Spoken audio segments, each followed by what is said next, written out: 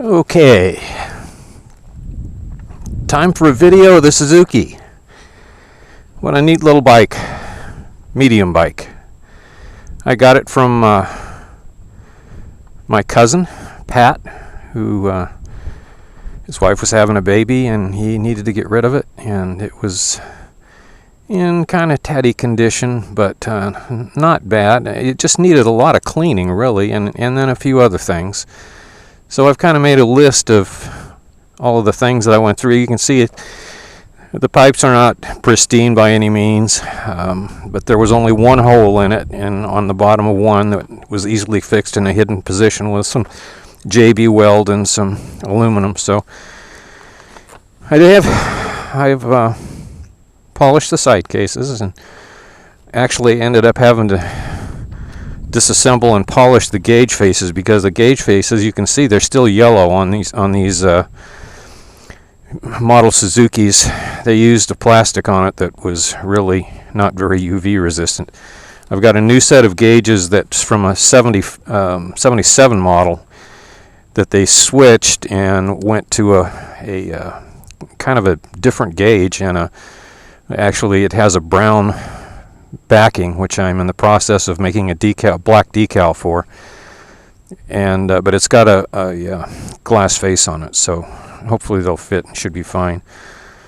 So I've got a new rear tire on it, new clutch push rod seal, cure the leaking transmission fluid, new tranny fluid, of course, new injector oil with half castor bean oil, of course, new foam for the air filters, and exhaust head bolts, new rear fender mount bolt, new seat cover.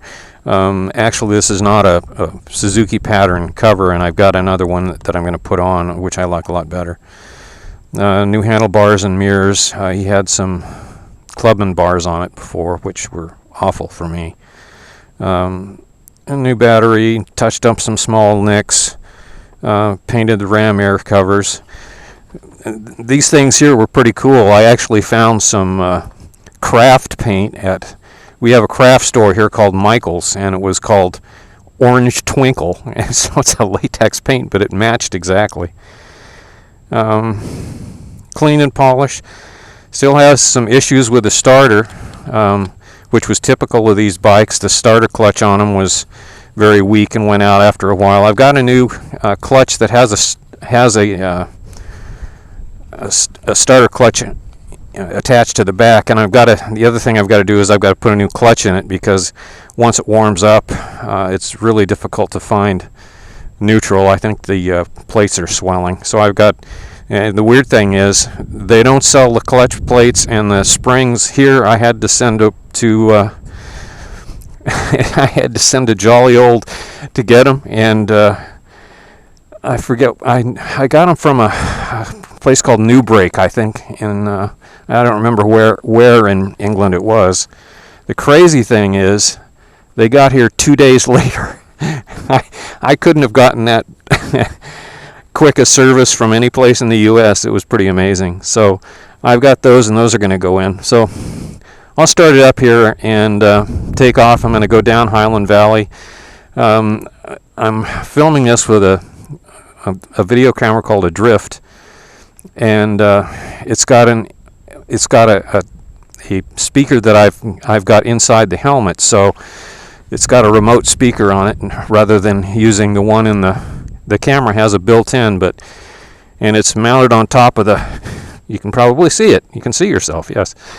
There's a lot of wind noise if you use the internal speaker, so I'm going to go for a ride down Highland Valley and get some gas, and then come back up Highway 78 into Ramona Town proper, which is the township, I guess you would call it, that we live near. It's our Ramona address. And then go through Ramona a bit and come back home. So I'll take video of the whole thing and probably do some heavy editing once I get it all done. So I started up here a little while ago, so it should start right back up.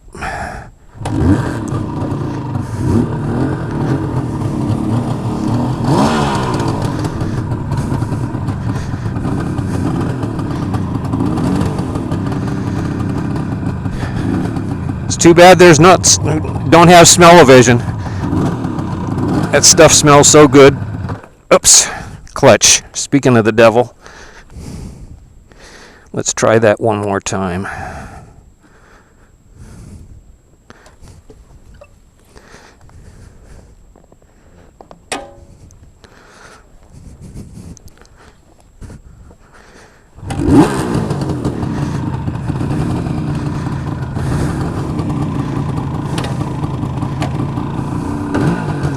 That's better.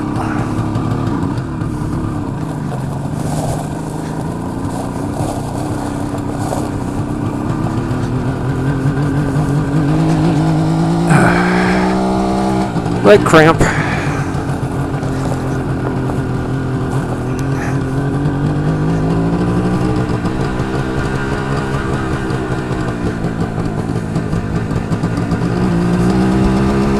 Going up my driveway.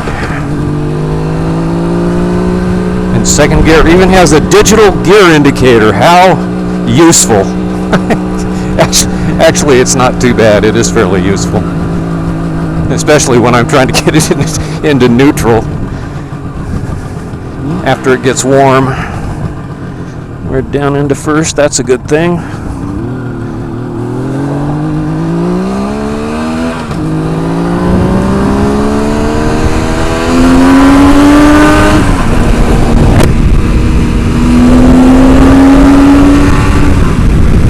The little bike has some beans and it sure sounds wonderful.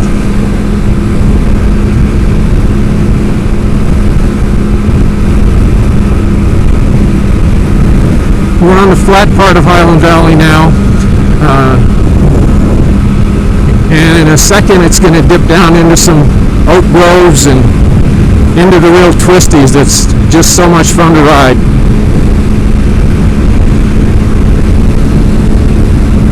Even on this old guy, old girl, I guess.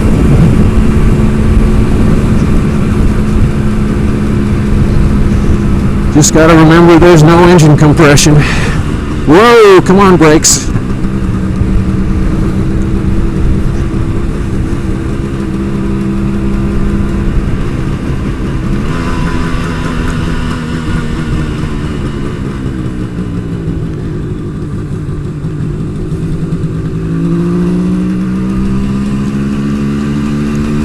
She doesn't really handle too badly.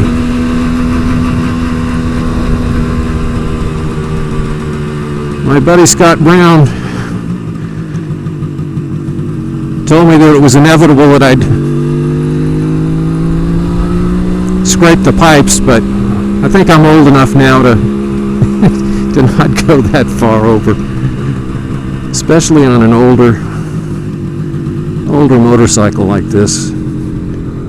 I suppose probably when it was new I might have done that.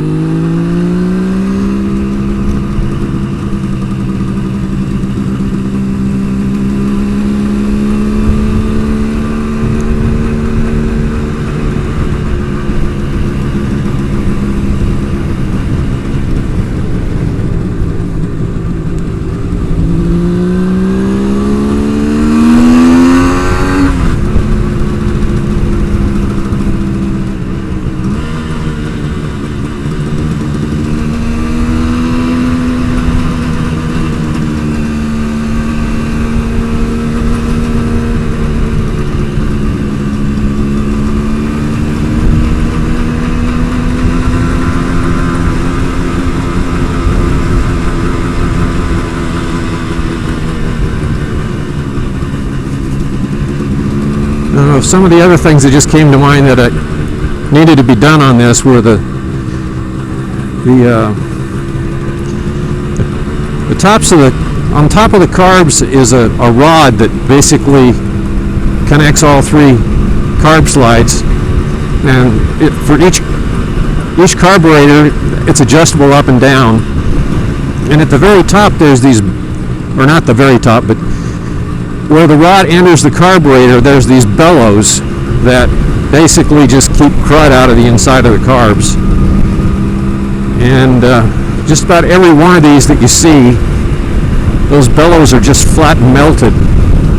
In fact, that they were melted so bad on mine. It's basically from the exposure to gasoline and ethanol over a long period of time, and there was just this goo all the way down, inside the carb, almost all the way to where it met the slide. So that was cleaned up, and the bellows are a little expensive. They're like, I don't know, close to $15 a piece, but I thought it was worth it getting them. Especially since the bike was $750 from Patrick, which, considering, was a fair price based upon all of the work that I did on it. So the other thing about the carbs is that they were severely out of balance, and the methodology that Suzuki uses is basically to try and get them balanced, and then short out a spark plug and use the speed drop in RPM on the different ones to determine whether or not the carbs are in balance, and it's almost impossible to do. So I just did it based upon back pressure coming out of the exhaust and the smoothness of running the exhaust, and I think I got it pretty darn good. Before I did that, you'd decel and it'd be popping and sputtering all over the place and just not running right on decel mainly. So we're into the good spot now. Here we got a friend. I think that was one of those new big Ducati Duvals or whatever they're called that I think are ugly as sin, but I've got friends who like them. I don't know why. Two-wheel pedaling menace coming up.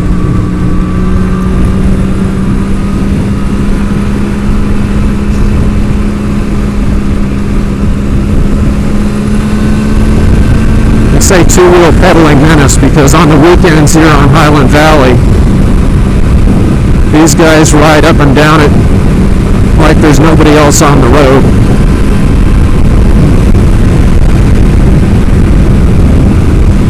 I think they're better lately, but there are times when they'll ride three abreast and just won't give a flying what about anybody else that's on the road with them. Which is interesting because the motto of most of the bicycling groups is share the road.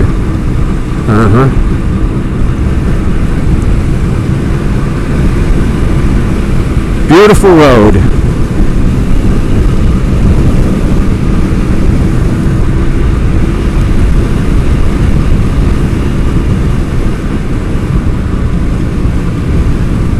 But that is over there. That planting is a stand of new grapes.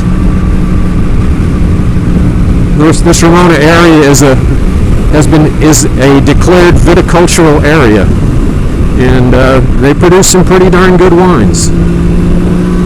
In fact, we thought about doing some planting, and since we've got 120 Granny Smith apple trees that we open up to the public in October, and I just turned 68, I think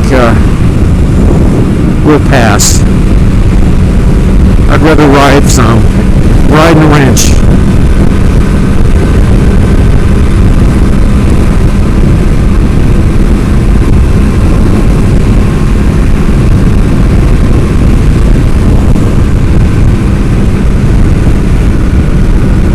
Coming up to Bandy Canyon Road, which actually is a link down to 67, which will be coming back up, and we'll pass the other end of it. Unless there's too much traffic coming up 67, in which case I'll turn on to Bandy Canyon and just come back up to Highland Valley. But I'd rather not do that.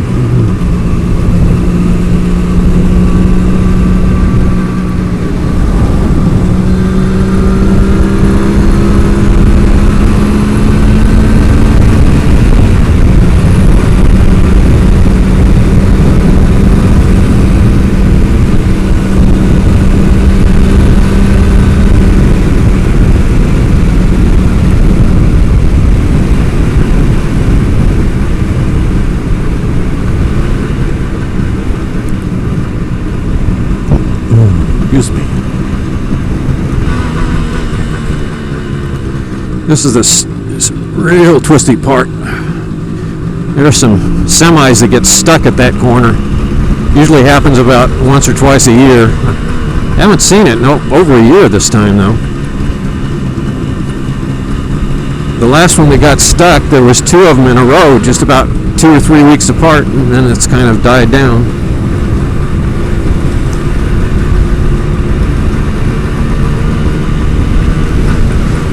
Now we're dropping down into what is affectionately named Lake Hodges, which, as you can see, this is the very upper end of the floodplain, and there hasn't been water up here in this area. Off to the right of us, actually. Off to the left is a nursery that I don't think they've ever flooded, but the floodplain probably comes up to within, I don't know, a couple hundred yards of the road as it slices down across the end of the floodplain right here. They've got a new horse and walking trail that pretty well travels the length of this road until we get to about another mile or 2 to the freeway, at which point you actually see Lake Hodges.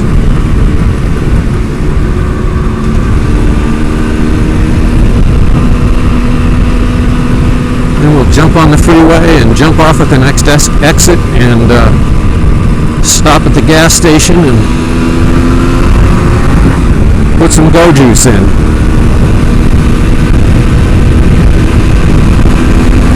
Yeah, we're in 4th gear. That's what the indicator says. Now we're in 5th.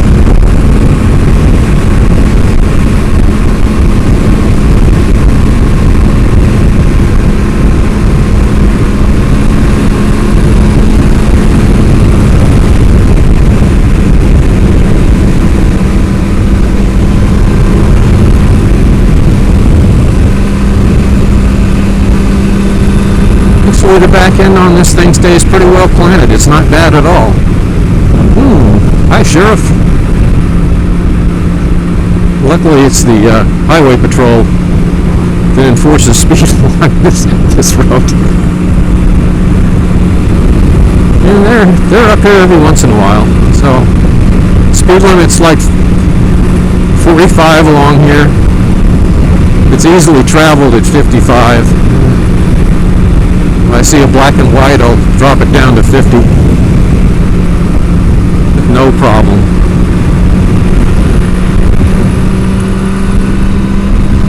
Of course, the speedo on this thing, I forget.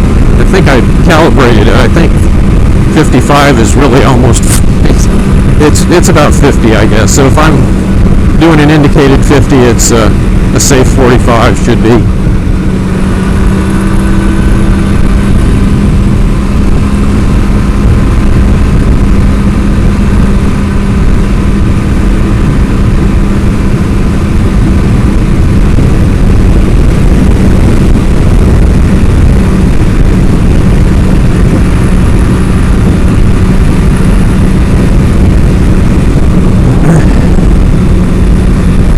Used to be a nursery here until about a year or 2 ago, and I don't know, they got caught doing some stuff they weren't supposed to be doing to the lake, I think, and got told to leave. Okay, right behind the avocado bin truck. And got a green light.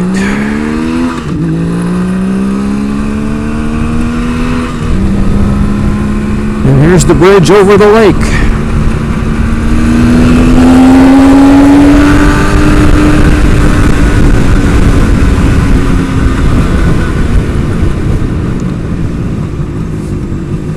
Did put on new front brake pads too, and that made a big difference. And we have metered entrance here.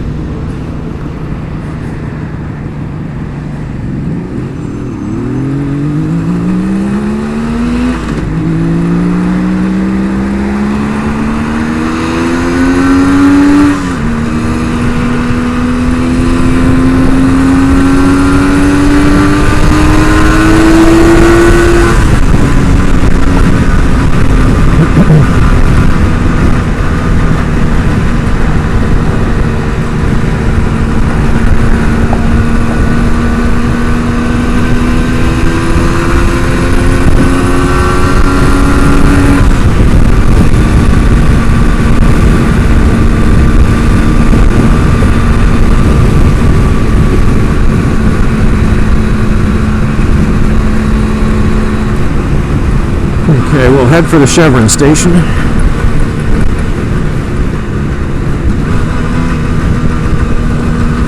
Put this idiot in the Chevy truck in back when he doesn't try and run me over.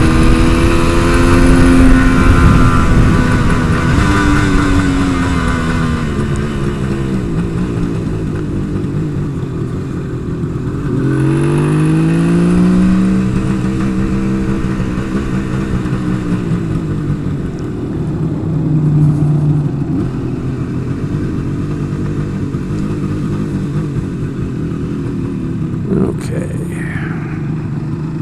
See if we can get it into neutral. No. No. There. No. Come on. There we go.